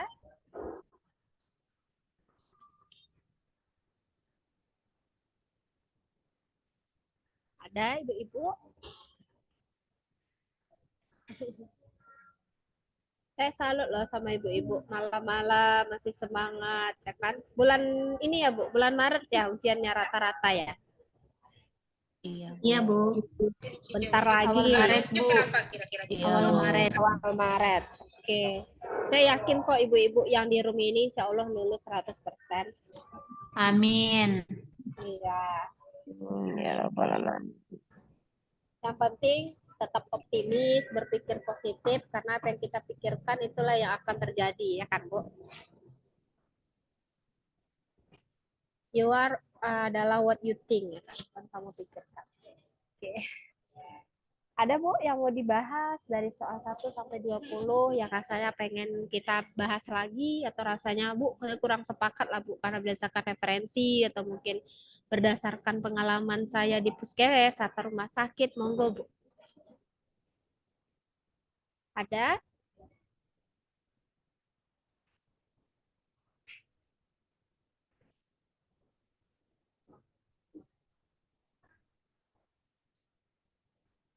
Oh, sepertinya ibu-ibu sudah paham semua.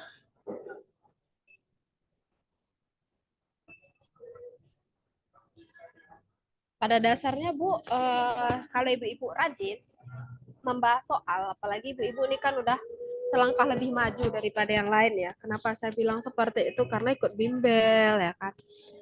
Nah, artinya ibu-ibu punya semangat lebih tinggi daripada ibu-ibu yang tidak tanpa bimbel gitu. Oke. Ada ibu-ibu yang mau dibahas? Tadi Bu yang hilang panas pada bayi tadi itu soalnya diletakkan di timbangan bukan tadi? Iya, timbangan, tapi timbangannya kena BAK, jadi basah. Bukannya konduksi Bu. Kalau bayi diletakkan di tempat yang lebih dingin. Oke. Hilang panasnya. Coba cari dulu. Oke, hati-hati terjebak ya Bu. Nah, kalau konduksi itu aliran Bu. Aliran itu biasanya karena kipas angin, karena AC. Kalau evaporasi itu menguap, beda. Ini meletakkan bayi di atas timbangan yang dia basah karena BAK itu sama halnya dengan ibu yang baru siap berenang ya kan. Lalu ibu naik ke atas. Akhirnya ibu kehilangan suhu tubuh ibu kan dari si penguapan. Makanya ibu menggigil. Nah, seperti itulah Bu ilustrasinya. Makanya jawabannya adalah evaporasi. Tapi beda dengan misal kita nih ya. Kita nih lagi lagi baik-baik aja nih suhu tubuhnya. Tapi tiba-tiba kita dekat nih sama AC yang suhunya mungkin 16 derajat. Nah, itu konduksi karena kita kena aliran. Gitu. Bisa, Bu? Ya, Bu. Oke, terima kasih, Bu. Ibu-ibu yang lain ada?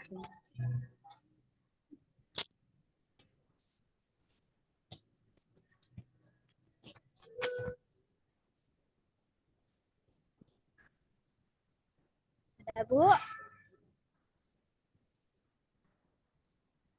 Maaf Bu mau tanya. Silakan, Bu. Kalau misalkan bayi diletakkan di timbangan, tetapi dia tidak BAK, berarti maksudnya konduksi ya Bu? Oke. Betul, karena ada kontak, konduksi dia. Oh ya, Ada media. Tapi kalau dia tadi ada air, maka dia lebih ke evaporasi. oh, kasih Bu. Sama-sama Bu Iis. Ada lagi Bu?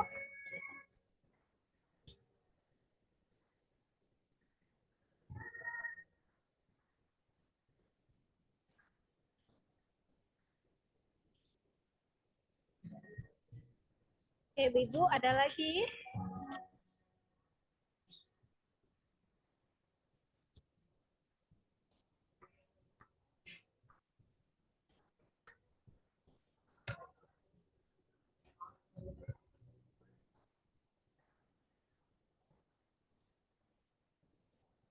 Bu, izin bertanya. Silakan Bu. Yang soal bayi 4 jam yang lalu suhunya 36 tadi, kalau misalkan suhunya nggak 36 tapi suhunya normal, itu berarti penata laksanaan selanjutnya apa ya, Bu? Yang soal tadi. Terima kasih, Oke, Bu. terima kasih Bu Salsabila. Nah, oke, kita buka lagi slide-nya. Nah, kalau misalnya nggak ada masalah nih, suhunya semua normal kan? Apa penata laksanaannya ya kan? Maka penata laksanaannya ya kita lakukan sesuai dengan SOP yang ada di buku APN, Bu.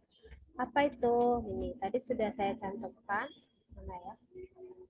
Nih, maka setelah skin to skin itu biasanya langsung kita timbang dan ukur bayi, baru kita beri salep mata, baru kita suntik vital, lalu setelah suntik vital kita kasih identitas pengenal, baru kita lakukan pemeriksaan yang lainnya. Biasanya 1 jam setelah suntik vital ini sudah bisa kita kasih imunisasi HB0.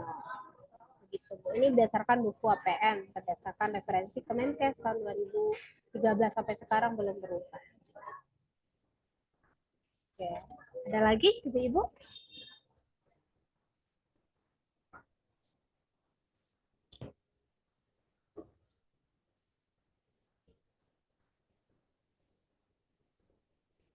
Ada lagi Ibu-ibu? Atau sudah pas?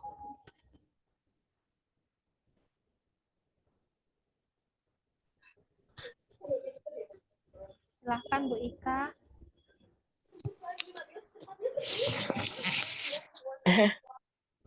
Dan Bu, Ya, Assalamualaikum. silakan Bu. Bu, boleh minta tolong nggak Bu jelaskan lagi tentang apa Bu? Evaporasi, konduksi itu Bu. Kadang suka masih bingung gitu loh Bu untuk ngebedainnya gitu Bu. Takutnya nanti terkecoh pula pada saat mengerjakan soal gitu Bu. Mungkin tadi Ibu udah jelasin karena saya kan ada kegiatan juga jadi tidak terlalu ini Bu fokus gitu. Bisa nggak Bu? Misalnya gini, Ibu jelaskan misalnya evaporasi apa, konduksi apa, radiasi apa. Maksudnya dengan contohnya gitu biar biar kita bisa pada saat menjawab itu kan Bu, kadang soal itu kan tidak bisa kita baca sepanjang-panjang lebar gitu ya Bu ya. Kita kan harus tahu nih kata kuncinya apa. Nah, ini mengarahnya kemana seperti itu Bu. Kadang hampir-hampir mirip kan Bu kalau untuk terjadi kasus seperti itu gitu Bu. Terima kasih Bu. Oke, terima kasih Bu Ika. Nah, jadi Bu, membedakannya, kalau yang pertama konduksi. Konduksi itu ada terjadi kontak. Kontak dengan sesuatu yang lebih rendah suhunya daripada kita. Misal, kita kontak sama batu es, ya kan? Otomatis kita kehilangan suhunya itu dengan cara konduksi. Karena suhu kita itu diambil sama si batu es. Nah, atau bisa juga kita kontak misal nih orang hujan-hujan ya kan Bu, atau misal ibunya lah baru siap mandi belum dikeringin ya kan, lalu dipeluknya si bayi, itu bisa terjadi kehilangan panas secara konduksi. Nah, kalau dia konveksi itu dia aliran, kuncinya aliran. Aliran itu seperti apa? Misal ada angin, kita bayi ya kan dibawa kan, sekarang sering ya Bu bayi udah dibawa ke mall kan, kena lah di jalan, apalagi misalnya nggak pakai mobil atau mungkin mobilnya dipakai AC, maka itu aliran. Tapi kalau misalnya dia evaporasi itu dia menguap, misalnya dia basah ya kan, basah dia maka menguap dia, maka akan lebih rendah suhunya. Ya Bu. Hati, Bu. Oke, Bu, baru Bu, maaf Bu, ya. maksudnya evaporasi di sini menguap, misalnya dia pipis gitu ya Bu ya? Pak, ya Pak. Misalnya si bayi pada saat setelah lahir misalnya dia pipis gitu kan, jadi badannya basah kena pipisnya gitu, itu makanya terjadi evaporasi seperti itu ya Bu ya? Ya, betul. Artinya menguap di sini ya biasanya otomatis kontak sama air. Jadi air ini ya seperti saya contohkan tadi Bu, kita dari kolam renang kan menggigil kan Bu, dingin. Beda dengan kita berada di dalam kolam renang. Kenapa? Karena kita masih basah, suhu tubuh kita itu diambil, menguap dia, itu evaporasi. Tapi kalau yang dia konveksi, kita nggak basah, tapi yang dari luar itu yang dia itu mengalir ke badan kita. Artinya suhu yang dibuat, yang dialirkan itu lebih rendah dari suhu kita, sehingga suhu tubuh kita pun ikut turun gitu. Bisa dipahami ya, Bu? Baik Yang Bu, penting bisa Bu. kalau dia sama-sama Bu Ika, yang penting kata kuncinya konduksi itu ada media, kalau dia konveksi itu ada suatu aliran, kalau dia evaporasi ada proses penguapan, kalau dia radiasi itu terpapar langsung. Oke, Baik Bu. Bu, terima kasih ya Bu ya. Sama-sama Bu Ika. Semoga dipahami ya Bu. Baik Bu, terima kasih. Sama Bu.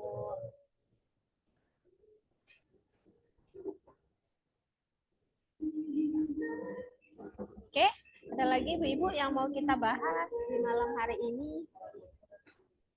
Tinggal menghitung hari ya Bu, menuju ke UKOM. Yakinlah one should kompeten. Jangan mau berulang-ulang. Oke. Bu, mau nanya, jadi kalau untuk pada saat mau menjawab soal hukum itu Bu, kita tidak perlu membaca dari soal pertama gitu ya Bu, atau langsung kita tembak kata kuncinya gitu Bu, atau langsung ke soalnya ya Bu untuk triknya tuh Bu.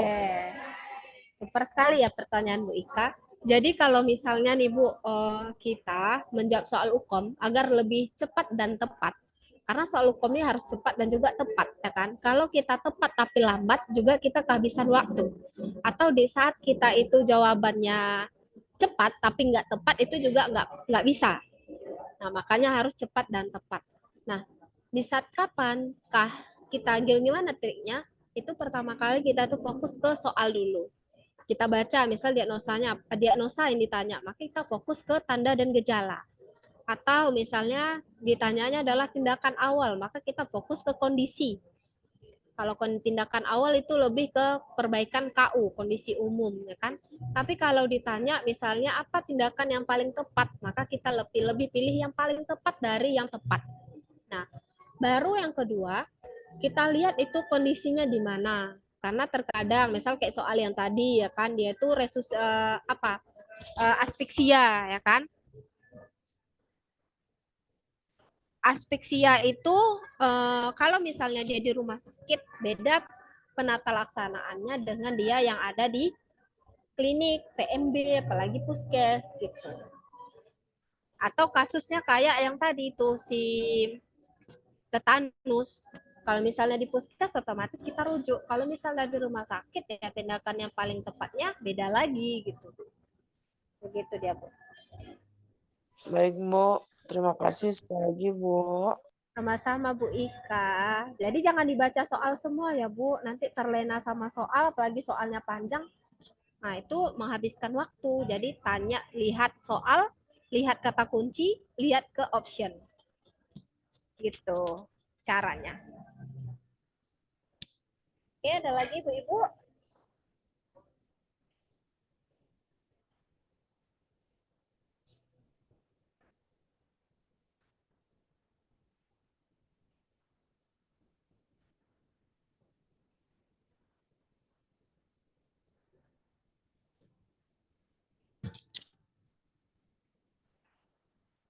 Ada lagi bunda-bunda hebat yang mau kita diskusikan?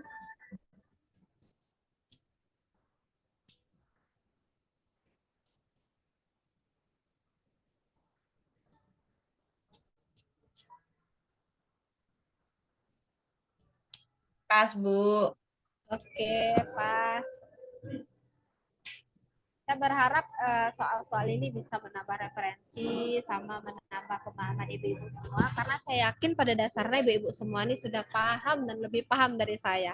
Lagi ibu-ibu yang bekerja di pelayanan, ya kan. Cuman terkadang kita di pelayanan ini ya bukan berarti kadang nggak sesuai dengan teori, sesuai. Namun karena nggak terpapar sama soal, kadang apalagi gugup. Nah itu tadi Bu, tipsnya satu lagi, dalam jawab soal jangan sampai ibu-ibu gugup.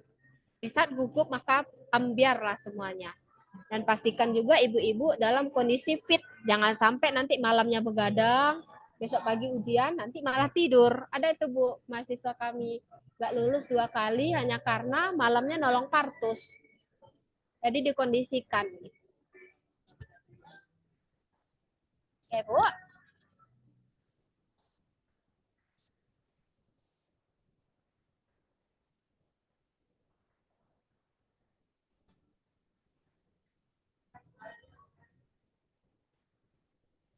Intinya persiapkan fisik sama psikologis. Fisik oke, psikologis nggak oke, juga akan mempengaruhi dari hasil kita. Tapi di saat psikologis oke, fisik nggak oke, juga akan mempengaruhi gitu.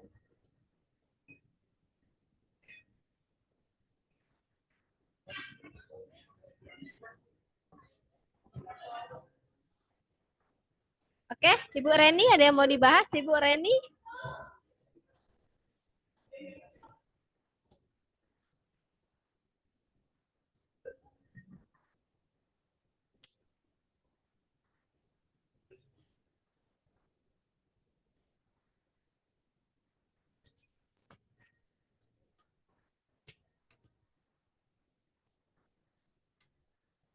Oke, sepertinya ibu-ibu sudah nggak ada berkomentar nih, Bu.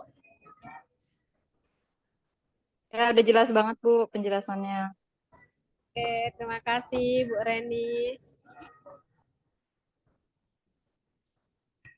Baik, Ibu, jika sudah tidak ada lagi yang mau ditanyakan dan diceritakan, terima kasih Ibu Yesi atas pemaparannya. Terima kasih juga ibu-ibu yang masih semangat untuk mengikuti bimbel ini.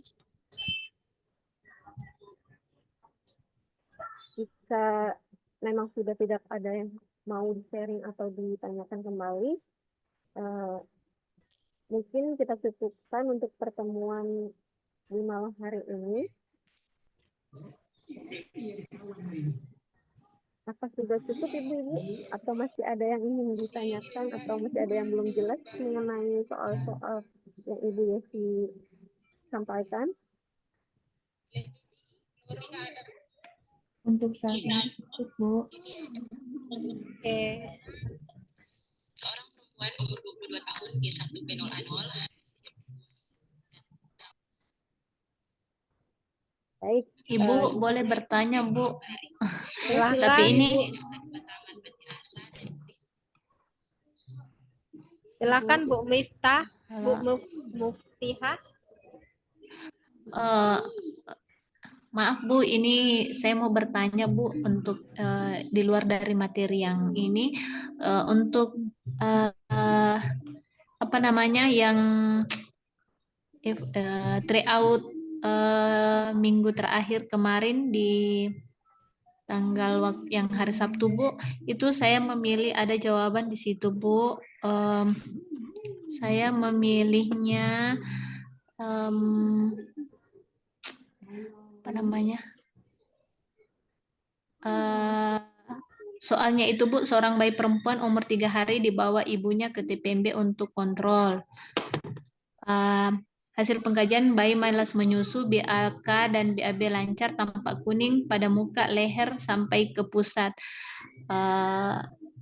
FJ 110 kali per menit, pernapasan 40 kali per menit, suhunya 37 derajat Celcius. Apakah diagnosis yang paling mungkin pada kasus tersebut? Saya pilihnya ikterus fisiologi, tetapi jawaban yang benar di situ adalah ikterus hepatik. Cuma untuk pembahasannya Bu, cocok jawaban saya itu adalah ikterus fisiologis, jadi saya bingung Bu, yang mana ini yang jawaban yang seharusnya jawaban yang benar. Kemarin saya sempat mau foto untuk masukkan ke grup bimbel, cuma karena hanya admin yang bisa kirim pesan di situ, jadi saya juga enggak bisa, Bu. Terima kasih Bu Tita. Tadi dia hari keberapa tadi Bu soalnya?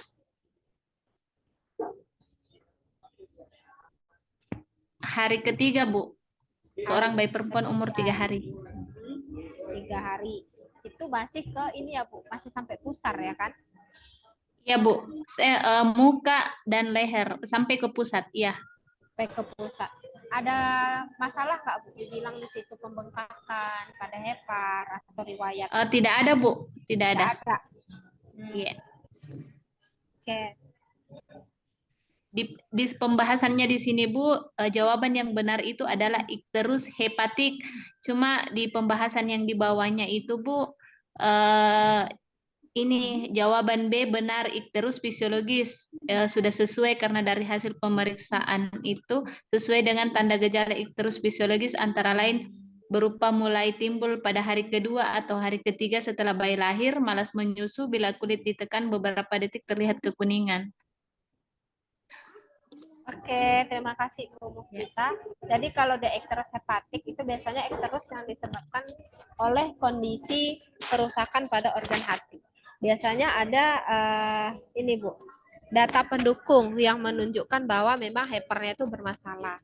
Tapi kalau berdasarkan referensi, kalau menurut saya itu memang ke ikterus fisiologis. Apakah ada data penunjang nggak Bu bilang ada heparnya bermasalah atau mungkin ibunya ada riwayat hepatitis? Ada? Nggak ada? Nggak ada Bu, nggak ada. Nggak ada. Iya. Oke, Bu. Ini saya pilihnya ikterus fisiologis, Bu. Cuma jawaban yang benar di situ dia pilih ikterus hepatik. Dan tanggapannya yang di bawah itu cocok kalau jawaban itu adalah ikterus fisiologis. Iya. Oke. Kalau berdasarkan referensi dan berdasarkan dengan yang Ibu sampaikan tadi memang lebih ke ikterus fisiologis. Mungkin nanti bagian dari tim bimbel harapan akan meninjau kembali jawabannya apakah memang salah kunci atau ada referensi lain. Gitu ya Bu. Ya, iya Bu, iya. Mungkin ini ada beberapa Bu, cuma ini baru ini yang saya lihat. Oke, oke. Terima kasih Bu Muftita atas masukannya untuk bimbel perbaikan bimbel ini ke depannya. Ya, Yang penting Bu saya Yesi. yang penting saya menangkap di sini bahwa Ibu sudah menguasai masalah ikterus ini. Itu poinnya di situ. Oke, ada lagi ibu-ibu yang lain?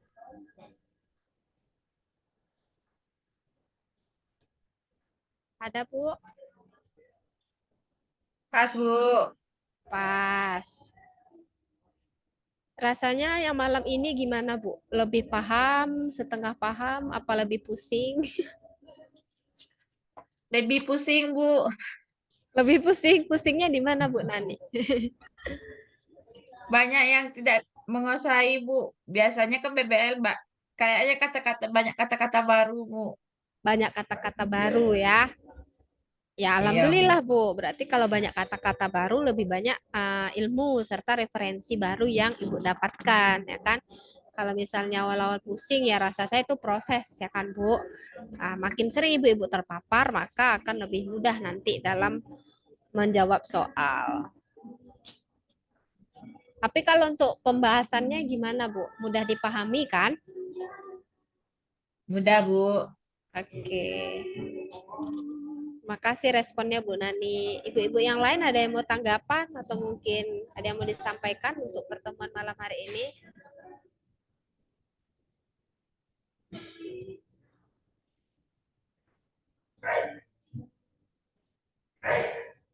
Ada?